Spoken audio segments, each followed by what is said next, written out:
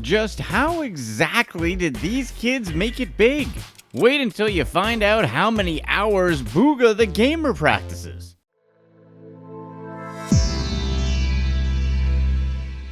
Number 11. Ryan Kaji, ToysReview. The world's highest earning YouTuber in 2019 was a 7-year-old. Yes, the highest earning YouTube star in the world is an elementary school kid who makes millions of dollars just reviewing toys.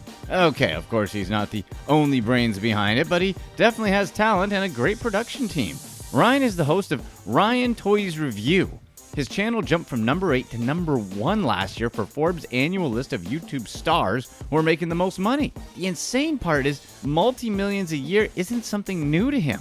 A family-run YouTube channel, Ryan ToysReview, generated about $22 million in pre-tax income June to June from 2017 through 2018. That was up from $11 million the previous year. The account began when Ryan was just a 4-year-old fan of toy review videos. He asked his parents how come he couldn't also review toys on YouTube.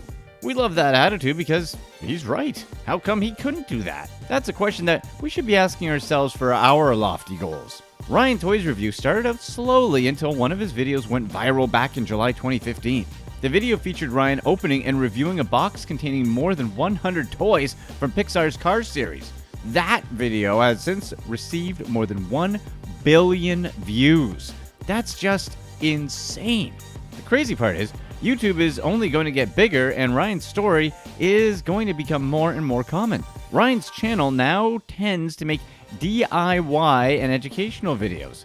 Of course, he still does reviews for toys or other kids' products. With reach to so many millions of people in the world, sponsorships are of course the next logical thing. Ryan struck a deal with Walmart to sell a toy line called Ryan's World to be exclusively sold at Walmart stores and its website. However, if you guys really want some of his merch, don't worry. Other retailers will be getting it soon too. YouTube is one of the first platforms to really change the game for literally anyone with talent to become famous. The days are long gone where people still need to wait to be discovered. Number 10. Erik Finman, Bitcoin. Erik Finman calls himself the world's youngest Bitcoin millionaire. Well, what makes him different from other people who've made it rich with crypto? He's actually pretty smart and not someone who just got lucky. Finman first bought Bitcoin in 2011 at age 12 with $1,000 from his grandmother. At first glance, you may think of him as a younger version of Martin Shkreli. You know, the guy who raised prices on AIDS medication. He also is the guy who bought the only copy of Wu-Tang's latest album, just so he could keep it to himself. Anyways, Finman is much younger and not in jail. And hopefully not too much like Shkreli. However, all is not as it seems with Finman. He's far from being just a typical Bitcoin bro. Although, if you look at his Instagram, he can easily come off as if he's just a tryhard like Dan Bilzerian. He admits his social media presence is carefully curated just to draw attention. Then there was that email to his teacher. In June 2016, Finman posted a pic on his Instagram where he showed a screenshot of an email with the subject line, "Look at me now," to his former teacher. Apparently that high school teacher had told him to drop out of school and work at McDonald's. We promise you, Finman is actually smart. His Bitcoin journey began in 2008. His older brother brought him along to a protest following the financial crisis. Finman says he was running from the police and saw a guy wearing a Bitcoin shirt and then asking him what Bitcoin was. Once the guy explained Bitcoin, Finman researched it with his brother and decided it was the next big thing. Finman bought his first Bitcoin when it cost around $10. He used $1,000 given to him from his grandmother, intended for a scholarship fund, to buy around 100 Bitcoins. After that, he just spent every day trading to get more. For 3 years, he just was basically doing Bitcoin trading in school. And that was about it. In the past 8 years, he's grown his Bitcoins from around 100 in 2011 to nearly 450 today. Yes, it's easily a few $1,000,000. Despite his initial success, his parents wouldn't let him drop out of school, so he made a bet with them. If he made $1,000,000 before turning 18, he wouldn't have to attend college. He won that bet back in 2017. But he didn't just keep on trading crypto. He created Botangle, a company that connects students with online teachers. He later sold the company for some Bitcoin. He also got an internship at another startup that sold what's called sprayable energy. Apparently, it's kind of like Red Bull for your skin because it has caffeine. You're supposed to spray it on your neck for an energy boost.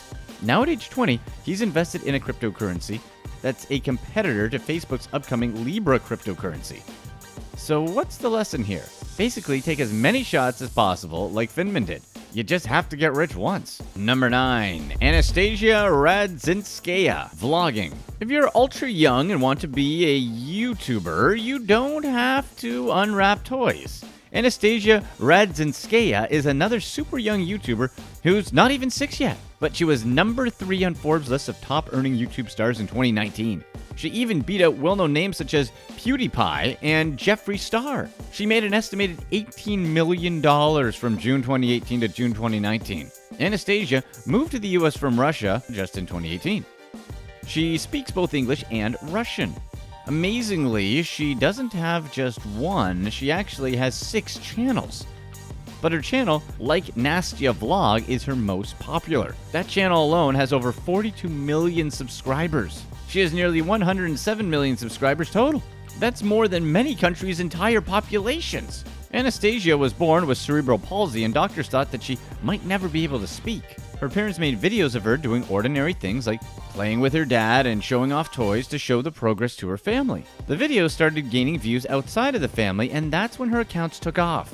The most popular video of all 6 accounts is one of her and her dad at a petting zoo. That video has more than 767 million views. What's helped her videos grow in popularity is that the majority of them rely on sounds instead of words, making them distinctive. The videos are also translated into several different languages for the minimal amount of words spoken. In just the short time she's been on YouTube, she's already done deals with Legoland and a ton of other brands, but she's also set to launch toys, mobile games, and even publish a book. Anastasia's story shows that it doesn't take long to become a huge star on YouTube. You also never know what sort of videos can appeal to a ton of people. Number 8. Alina Morse, Zollipops. Alina Morse is the founder of Zollipops. Yep, a lollipops business. But don't just turn your nose up at it, because it's a business that sold over $6 million worth of lollipops in 2018. Like any busy CEO, her days are filled with phone calls, emails, handing out instructions to her staff, and looking over the P&L. Then there's one more thing: homework. Alina is just 14 years old. She originally came up with the idea for her company when she went to the bank with her dad. The bank gave her a lollipop.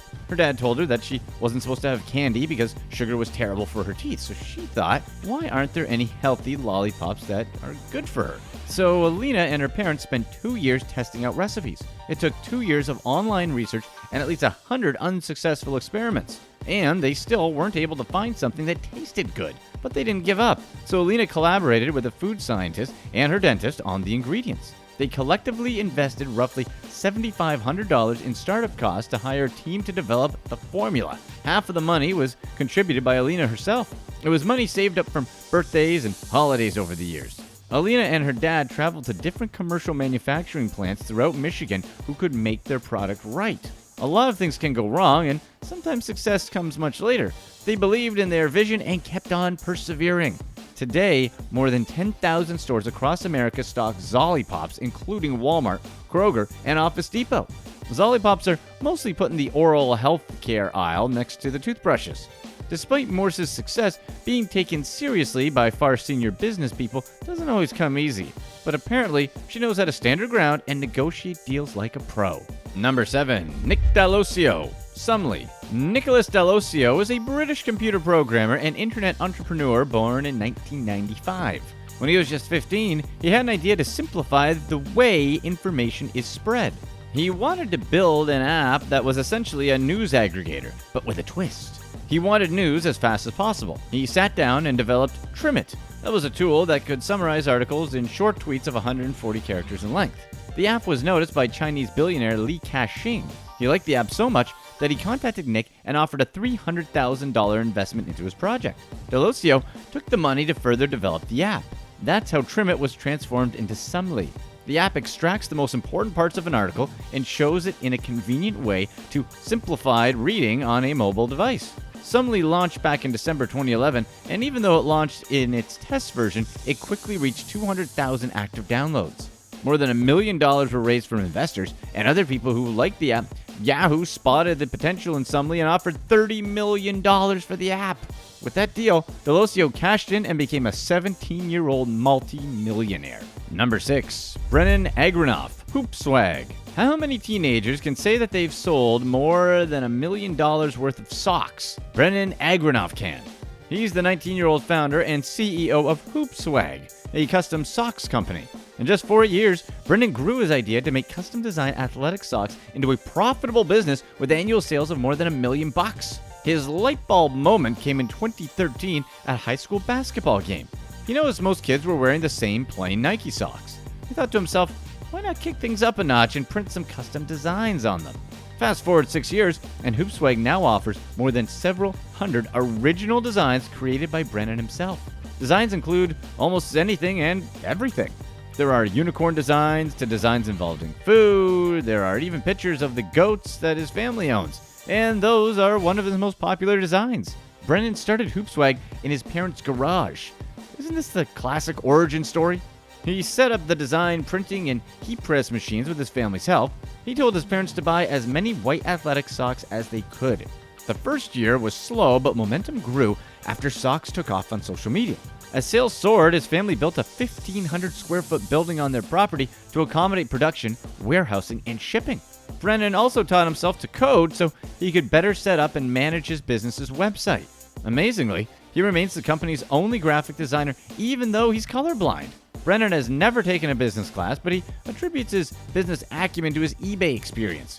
He learned a lot buying items at garage sales and reselling them on eBay, something he was doing since he was 8 years old. Number 5. Akshay Ruparelia, Doorsteps. At first glance, Akshay Ruparelia from Northeast London is your regular ambitious 21-year-old, but he's definitely not. He's a self-made multi-millionaire who has an estimated worth of $23 million in 2019. He was the youngest person on the Sunday Times Rich List in 2018. Even though he's rich, he's still on a mission to transform the way property is bought and sold. He's still wanting to work hard, and he's still humble. What about some of these kids with rich parents? Find out about some of these outrageous lifestyles these rich kids have in this video. Ruparelia is the founder of Doorsteps, which is essentially the Uber of the property world. He started the company from his bedroom at the age of 17. Ruparelia thought the huge commissions paid to estate agents were just plain crazy. If you guys think about it, why should it really be so expensive to buy and sell a house? Why should agents be paid so much when all the information is out there? Instead of the typical 2 to 3% commission most property agents apply to a sale, Doorsteps charges just £99. Ruparelia wants Doorsteps to become Britain's largest real estate agency by offering homeowners fixed, fair, and affordable pricing on their fees. He found the inspiration for Doorsteps by reading Ryanair CEO Michael O'Leary's autobiography.